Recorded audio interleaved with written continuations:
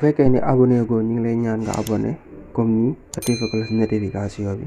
su ko defee vidéo bu dugal nga bokk ci ñi ko jot aimé vidéo bi ndax tamit danañ jàppale ci liggéey bi bu baax a baax. asalaamaaleykum wa rahmatullahi taala wa barakaatuhu ñu ngi leen di nuyu di leen jaajëfalaat yéen ñi nga xam ne yéen a siifu seen Mounawar TV di la wax abonné lu fekk abonné ñu ngi lay ñaan nga abonné fekk abonné bu activé ko notification bi su ko defee vidéo bu dugal nga bokk ci ñi ko jot bu fàtte dem aimé vidéo ndax tam li nga am njëriñ la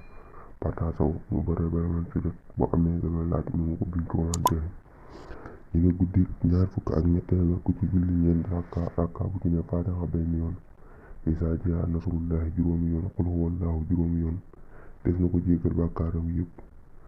te yàlla dana ko boole ñaari malaaka yoo xam ne dañuy far ay ñaawteefam di ko bindal ay yiw ba bis ba del ci at ma ñetti yoon te bu faatoo ci diggante bi des na ko ca bindal tiyaabay ku dee ci